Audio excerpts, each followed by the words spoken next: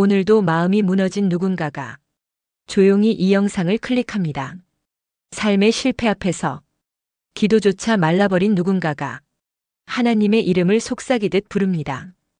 이 영상은 그런 당신에게 하나님이 보내신 작은 위로입니다. 제1부 다시 부르시는 하나님. 실패했어도 괜찮습니다. 하나님은 여전히 당신의 이름을 부르십니다. 1장 소부들을. 실패는 누구에게나 찾아옵니다. 특히 진심으로 살았던 사람에게 더 깊이 찾아옵니다. 가족을 위해 헌신했던 이도, 직장에서 밤낮 없이 일했던 이도, 교회에서 누구보다 뜨겁게 섬겼던 이도 결국 어느 날 무너질 수 있습니다. 그리고 묻습니다. 내가 뭘 잘못한 걸까? 하나님은 왜 나를 이렇게 두시는 걸까? 그러나 성경은 말합니다.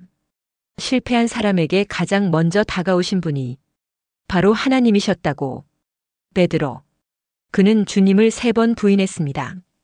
저주까지 하며 나는 그를 모른다고 말했습니다. 그런 그를 예수님은 다시 부르셨습니다. 요한복음 21장 15절. 요한의 아들 시몬아, 내가 이 사람들보다 나를 더 사랑하느냐? 사랑을 묻는 주님의 질문. 그것은 정죄가 아니라 회복의 시작이었습니다. 하나님은 실패한 사람에게 다시 기회를 주시는 분이십니다. 2장 기억 속의 그날. 모든 실패에는 지우고 싶은 장면이 있습니다. 말 한마디, 선택 하나, 침묵 하나가 평생의 그림자가 됩니다. 베드로에게는 숯불이었습니다. 요한복음 18장 18절. 종들과 하속들이 숯불을 피우고 서서 쬐고 있더라. 베드로도 함께 서서 쬐니라. 그 숯불 앞에서 그는 주님을 부인했습니다. 그리고 몇 날 후 부활하신 예수님이 베드로를 다시 찾아오셨을 때 그 현장에 또 숯불이 있었습니다. 요한복음 21장 9절. 숯불이 있는데 그 위에 생선이 놓였고 떡도 있더라. 기억은 도망칠 수 없습니다. 하나님은 그 기억의 중심에서 우리를 만나십니다. 상처를 외면하지 않으시고 그 상처 속으로 직접 들어오십니다. 그날을 새로운 시작의 날로 바꾸십니다. 3장 하나님은 왜 실패한 사람을 다시 부르시는가? 하나님은 왜 실패한 사람을 다시 찾으실까요? 능력이 남달라서가 아닙니다. 성격이 좋기 때문도 아닙니다. 깨어진 마음. 그것이 이유입니다. 시편 51편 17절. 하나님께서 구하시는 제사는 상한 심령이라. 상한 심령. 깨어진 마음. 그 마음은 하나님의 음성을 듣기 시작합니다. 교만했던 마음은 성공한 날엔 들리지 않았던 그 부드러운 음성이 실패 앞에서 들립니다. 내가 너를 부른다. 실패는 우리를 무너뜨리는 것이 아니라 하나님께 돌아가게 만드는 은혜의 문턱이 됩니다. 4장 다시 시작할 수 있을까? 실패한 인생이 다시 시작할 수 있을까요? 경제적으로 망한 사람, 관계가 무너진 사람, 신앙마저 흔들린 사람. 하나님은 그들에게 말씀하십니다. 요엘 2장 25절. 메뚜기와 느치와 황충과 팥중이가 먹은 해 수대로 너희에게 갚아주리니. 갚아주신다고 하셨습니다. 잃어버린 시간도, 망가진 명예도, 무너진 자존감도 다시 시작할 수 있습니다. 하나님이 함께 하시면. 5장 주저앉은 자리에서. 실패 앞에서 사람은 주저앉습니다. 다시 시작할 힘이 없습니다. 베드로는 제자였지만 다시 물고기를 잡으러 갔습니다. 자기 자리로 돌아간 것입니다. 그 자리에 예수님이 찾아오십니다. 요한복음 21장 6절. 그물을 배 오른편에 던지라 그리하면 잡으리라. 순종했더니 고기가 가득 찼습니다. 기적은 말씀에 순종할 때 시작됩니다. 하나님은 주저앉은 그 자리에 말씀으로 찾아오십니다. 6장 나는 이제 쓸모없다. 실패하면 사람은 자신을 버려진 사람이라 여깁니다. 쓸모없는 존재, 쓸모없는 믿음. 베드로도 그랬습니다. 자신이 더는 주님의 제자가 될 수 없다고 믿었습니다. 그래서 다시 업으로 돌아갔습니다. 그러나 주님은 그를 찾아가셨습니다. 고기보다 그 사람을 기다리셨습니다. 요한복음 21장 12절. 예수께서 그들에게 이르시되 와서 조반을 먹으라 하시니 주님은 아직도 그를 사람으로 사랑받는 자로 대우하셨습니다. 실패했다고 쓸모없는 존재가 되는 것은 아닙니다. 하나님의 부르심은 사람이 스스로 끊을 수 없습니다. 7장. 부르심은 여전히 유효하다. 베드로는 생각했을 것입니다. 내가 주님을 부인했는데 이제는 끝났어. 하지만 예수님은 말씀하십니다. 요한복음 21장 16절. 내 양을 치라. 명령입니다. 새로운 사명입니다. 다시 시작하라는 부르심입니다. 하나님이 주신 사명은 실패한다고 끝나지 않습니다. 그분의 부르심은 후회하심이 없습니다. 로마서 11장 29절. 하나님의 은사와 부르심에는 후회하심이 없느니라. 하나님은 당신을 포기하지 않으셨습니다. 지금도 부르고 계십니다. 8장. 고통이 끝나는 지점. 고통은 언제 끝날까요? 시간이 지나면? 환경이 바뀌면? 아닙니다. 고통은 하나님의 음성을 들을 때 그 본질이 바뀝니다. 베드로는 숯불 앞의 고통을 사랑의 회복의 장소로 바꾸었습니다. 그날 예수님은 3번 물으십니다. 내가 나를 사랑하느냐? 그 질문 속에 회복이 있었습니다. 고통은 지나가는 것이 아니라 하나님을 만나는 통로가 됩니다. 9장. 끝은 시작이었다.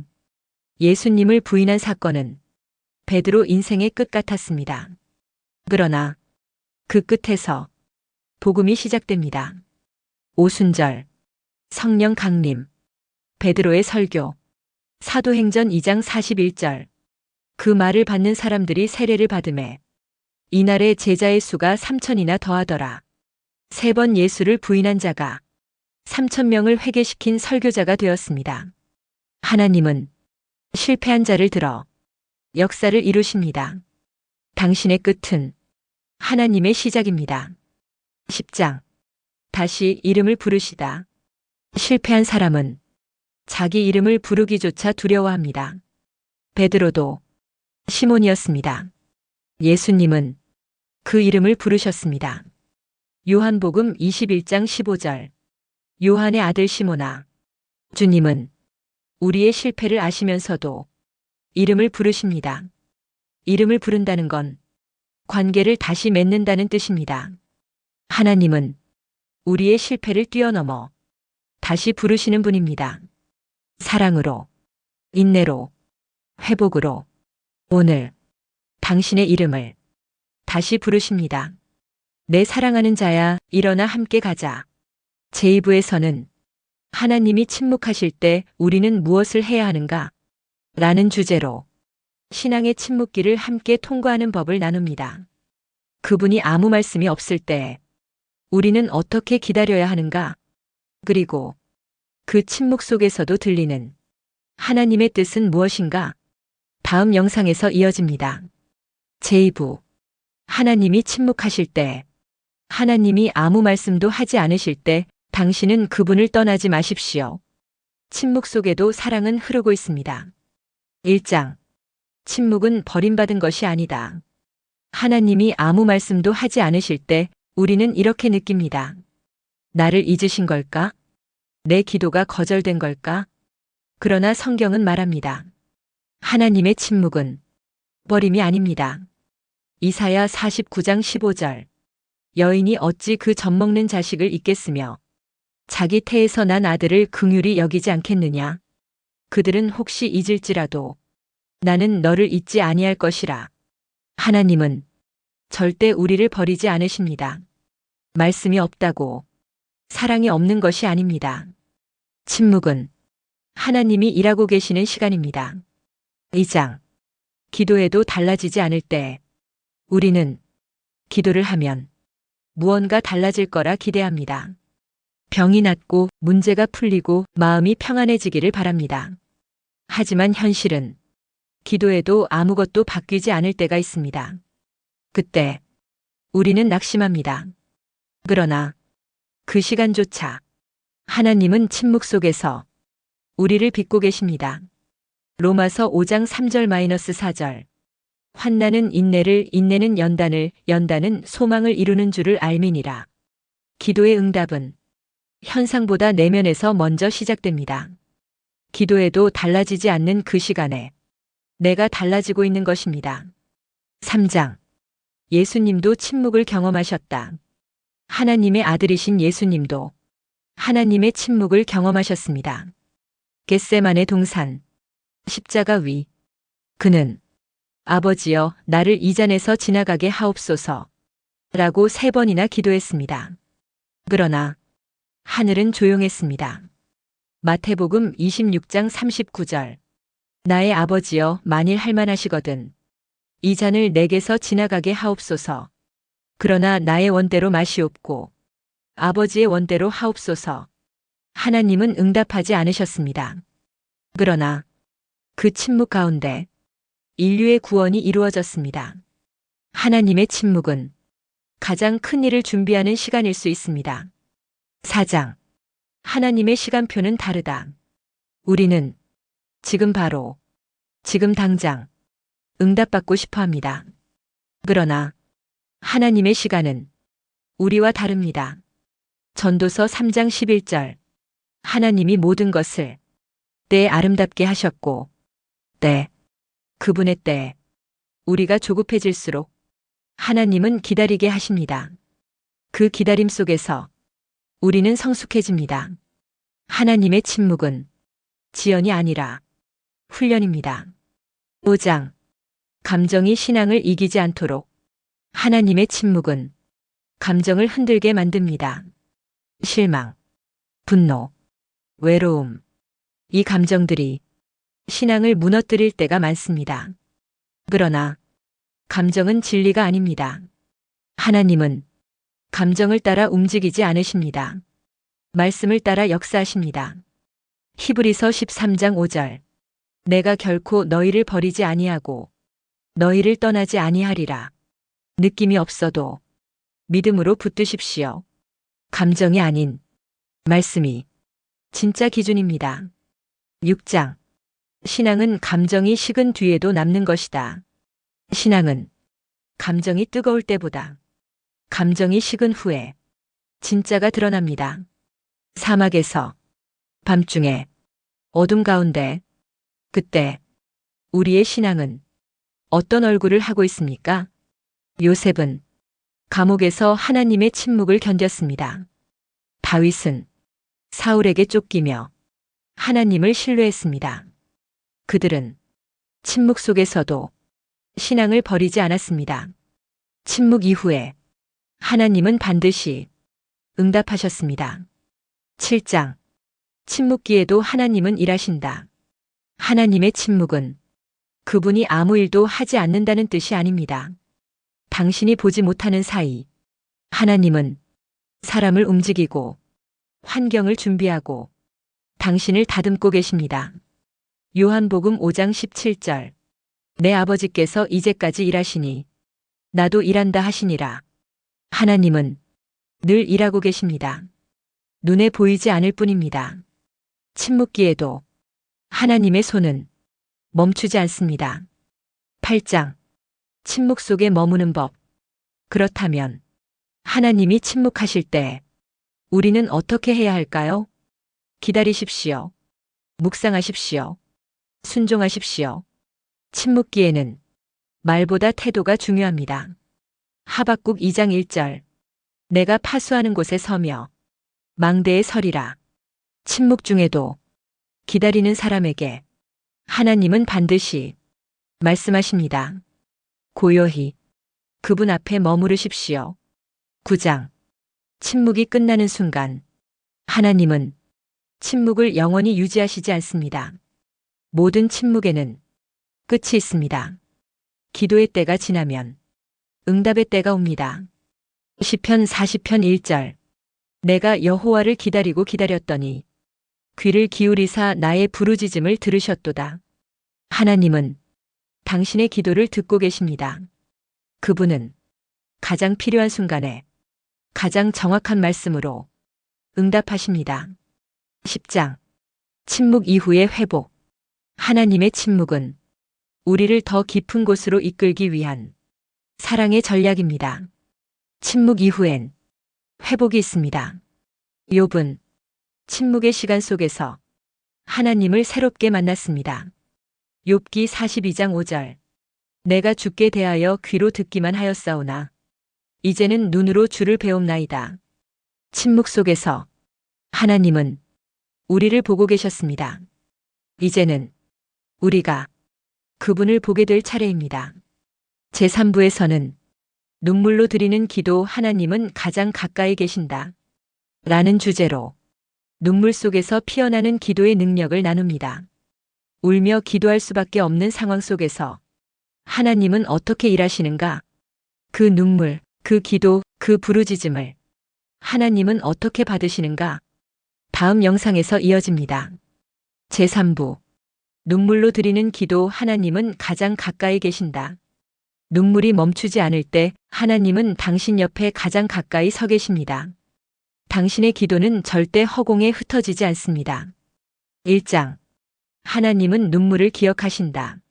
눈물은 그냥 흘러가는 물방울이 아닙니다. 하나님께는 기억되는 기도입니다. 시편 56편 8절. 나의 유리함을 주께서 계수하셨사오니 나의 눈물을 주의 병에 담으소서. 이것이 주의 책에 기록되지 아니하였나이까. 하나님은 우리의 눈물을 병에 담아 기억하신다고 하셨습니다. 잊지 않으십니다. 사람은 잊어도 하나님은 한 방울도 흘려보내지 않으십니다. 2장 울 수밖에 없는 날들이 있다. 때로는 기도가 말로 나오지 않습니다. 너무 아파서, 너무 지쳐서 그저 눈물만 납니다. 그럴 땐 억지로 말을 만들지 않아도 됩니다. 눈물로 기도하십시오. 그것도 하나님께 드리는 거룩한 기도입니다. 로마서 8장 26절. 우리가 마땅히 빌바를 알지 못하나 오직 성령이 말할 수 없는 탄식으로 우리를 위하여 친히 간구하시느니라. 하나님은 말보다 마음을 들으시는 분입니다. 3장 눈물은 영혼이 하는 기도다. 눈물은 마음 깊은 곳에서 말보다 먼저 흘러나오는 기도입니다. 사람에게는 말을 해야 이해받지만 하나님께는 눈물도 기도입니다. 그분은 내 눈물 속에 담긴 슬픔도 분노도 절망도 모두 아십니다. 시편 34편 18절. 여호와는 마음이 상한 자를 가까이 하시고 충심으로 통회하는 자를 구원하시는도다. 하나님은 울고 있는 자 옆에 가장 가까이 계십니다. 4장 예수님도 눈물을 흘리셨다. 예수님도 울었습니다. 사랑하는 나사로의 무덤 앞에서 예루살렘을 바라보며 겟세마네 동산에서 요한복음 11장 35절. 예수께서 눈물을 흘리시더라. 하나님의 아들이 우리처럼 울었습니다. 그분은 눈물의 의미를 아십니다. 그래서 우리가 울 때 그저 지켜보시지 않습니다. 함께 울어주십니다. 함께 아파하십니다. 예수님은 눈물로 기도하셨고 그 기도로 우리를 구원하셨습니다. 5장 눈물의 기도는 하늘에 닿는다. 하나님의 마음은 높은 하늘에 있지만 눈물의 기도는 그 하늘을 뚫고 올라갑니다. 시편 126편 5절. 눈물을 흘리며 씨를 뿌리는 자는 기쁨으로 거두리로다. 지금 당신이 흘리는 눈물은 헛되지 않습니다. 그 눈물 속에서 하나님은 씨앗을 심고 계십니다. 눈물이 흘러간 자리에 열매가 자랄 것입니다. 하늘은 울며 기도하는 사람을 절대 외면하지 않습니다. 6장 울음이 멈춘 자리에 남는 믿음. 모든 눈물이 결국 마를 때가 옵니다. 그 순간 무엇이 남을까요? 믿음입니다. 히브리서 11장 1절. 믿음은 바라는 것들의 실상이요. 보이지 않는 것들의 증거니. 울음을 다 쏟은 후에도 믿음이 남아있다면 당신은 승리한 것입니다. 믿음은 눈물의 강을 건너게 하는 유일한 다리입니다. 7장. 눈물이 멈출 때까지 기도하라. 눈물이 멈출 때까지 기도하십시오.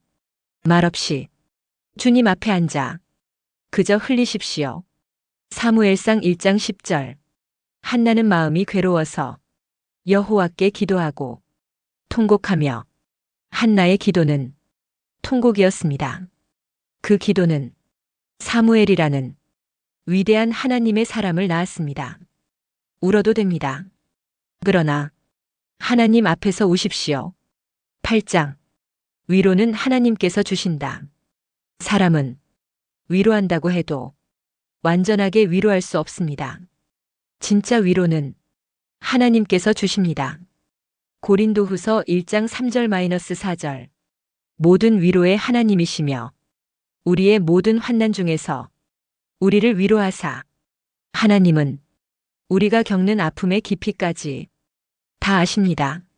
그래서 그분의 위로는 정확하고 따뜻합니다. 그분만이 진짜로 안아주십니다. 9장. 하나님은 상한 마음을 쓰신다. 하나님은 강한 자를 찾지 않으십니다. 오히려 상한 마음을 원하십니다. 시편 51편 17절.